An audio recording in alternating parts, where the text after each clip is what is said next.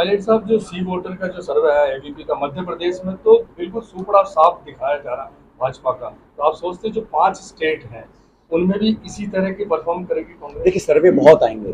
सर्वे media channels करते हैं, अखबार करते हैं, मैं उनको देखता हूँ, पढ़ता हूँ, लेकिन अल्टीमेटली मुझे विश्वास रहता है मेरे खुद के फीडबैक पे, कार्यकर्ताओं का जो मैं रुझान देखता हूँ, मतदाताओं से मिलता हूँ, बात करता हूँ, तो तीनों स्टेट्स, छत्तीसगढ़, मध्य प्रदेश, राजस्थान, 2018 में इन तीनों स्टेट्स में सरकार कांग्रेस पार्टी की बनी थी।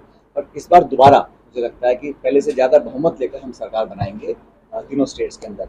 बाकी जो रुझान है वो मीडिया के माध्यम से आते हैं, लेकिन असली जो फीडबैक है वो जनता, मतदाता और कार्यकर्ताओं के माध्यम से आता है। तो मैं होने की बात तो होगी, पर सीएम कौन होगा? तो यह बात एज ए पॉलिसी हमेशा होती है कि हमारी पार्टी में ये रीति पुरानी है, जब भी चुनाव होते हैं बहुमत आता है तो फिर विधायक दल के सभी सदस्य और पार्टी का हाईकमान निर्णय करता है कि कौन विधायक दल का नेता बनेगा। और इस बात को एआईसीसी कई बार बोल भी चुकी है। इसलिए हमारी सरकार और पार्टी मिलकर भी काम कर रहे हैं। बहुमत आ जाएगा, उसके बाद बैठकर विधायक दल और हमारा पार्टी का लीडरशिप तय करेगा कि भविष्य में क्या होगा। पहली प्राथमिकता ये है कि हमारी पार्टी की सरकार दोबारा बने। पार्टी मजबूत होगी, अच्छा चुनाव लड़ेंगे, बहुमत मिलेगा, विधायक जीत कर आएंगे, उसके बाद सारी बातों। सर, आप 3 महीने पहले, 6 महीने पहले तक आप जो जिस तरह के राजस्थान में आपकी बातचीत होती थी, आप जिस तरह के है ना, आप जिस तरह के शब्द होते थे और अभी के शब्दों में बहुत बड़ा अंतर मिला। मेरे शब्द हमेशा शालीन रहे हैं, सभ्यतापूर्वक रहे हैं, लेकिन मुद्दों की बात मैंने पहले भी की थी, आज भी कर रहा हूँ। हमारी सरकार ने नया कानून बनाया है, पेपर लीक को लेकर उम्र कैद तक की सजा का प्रावधान रखा है, जो पहली बार हुआ है। हम चाहते हैं कि इस समस्या का जड़ से समाधान हो।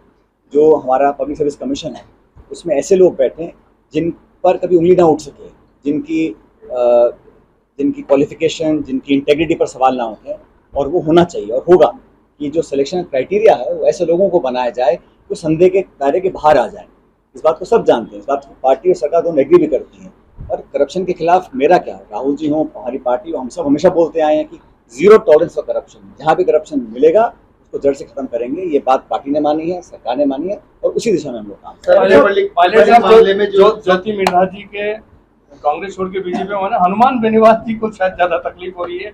आपने भी कह रहे हैं आपके लिए आपने पूछा उनसे? नहीं, उनका एक बयान है कि आप घुट के कांग्रेस में थे, वो मोर्चा बनाना चाहते थे, आपने उनकी आशाओं पे पानी फेर दिया, ऐसा लगता है। देखिए, किसी और नेता के स्टेटमेंट में कमेंट करना नहीं चाहता हूँ, क्योंकि हमारी पार्टी बड़ी है, हमारे यहाँ अलग अलग तरह के नेता हैं, अलग अलग तरह की सोच है, लेकिन सामूहिक हमारी जो लीडरशिप कलेक्टिव है उसमें हमको विश्वास है। अब बाकी आप भी जानते हो, मैं भी जानता हूँ कि राजस्थान में मूलतः 2 ही पार्टियों का चुनाव होता है, भारतीय जनता पार्टी और कांग्रेस। अब बाकी छोटे मोटे दल पहले भी आए हैं, आज भी होंगे, आगे भी होंगे, मैं मना नहीं करता हूँ। और ये अच्छा है, लोकतंत्र में जितने ज़्यादा लोग अपना आजमाना चाहें आजमा सकते हैं उसमें कोई बुराई नहीं है। लेकिन इतिहास गवाह है कि मुख्यतः मुकाबला 2 ही प्रमुख दलों का होता है, और 2023 में भी मुख्य मुकाबला दोनों पार्टियों का होगा, उसमें कांग्रेस पार्टी विजयी होगी। बाकी चुनाव का समय आ गया, कुछ नेता जाएंगे, कुछ आएंगे, ये दौर अब लगातार चलता रहेगा। चुनाव संचालन को लेकर कांग्रेस की जितनी कमेटियां बनाई है, आपको लगता है कि पायलट का जो कैंप है उसको प्रतिनिधित्व? कोई कैंप किसी का नहीं है भाई, ये सब यहाँ मैंने पहले भी कहा, ये राहुल खड़गे कैंप है, इसमें सब लोग मिल गए हैं। कोई आप लोग बार बार छापते हो इसका कोई दूसरा कोई नहीं है, हाथ का निशान है, हाथ का निशान है। पार्टी हमारी संगठन कांग्रेस है, उसके माध्यम से हम लोग चुनाव लड़ेंगे। जो उम्मीदवार चुनाव में उतारे जाएंगे वो कांग्रेस पार्टी के उम्मीदवार होंगे और हाथ के चुनाव पे लड़ेंगे। तो कांग्रेस में कोई गुट नहीं है, सिर्फ एक ही गुट है, राहुल खड़गे गुट। अब ये जो बार बार नए शगुफे छोड़े जाते हैं, कभी कहा कि भारत होगा, इंडिया होगा, ये सब चर्चा करवाने के लिए बात की जाती है। कोई भाजपा का नेता नहीं बोल रहा है कि टमाटर 200 रुपये किलो क्यों बिका, सिलेंडर 1100 रुपये क्यों बिक रहा है, महंगाई कम करने की कोशिश करेंगे।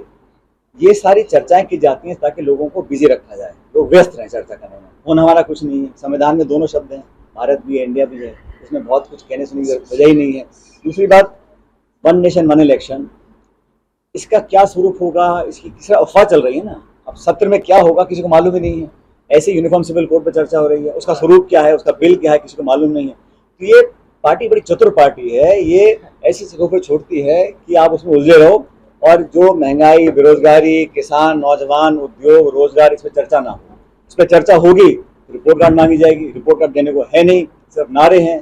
तो मंदिर मस्जिद हिंदू मुसलमान इस पर चर्चा कर कर लोगों का ध्यान भटकाने की कोशिश होती है। जो रियल मुद्दे हैं लोग समझ चुके हैं। अब कुछ खुलासा सच्चाई मैंने खुलासा ये कर रहा हूँ कि 2023 में सरकार कांग्रेस की बनाएंगे।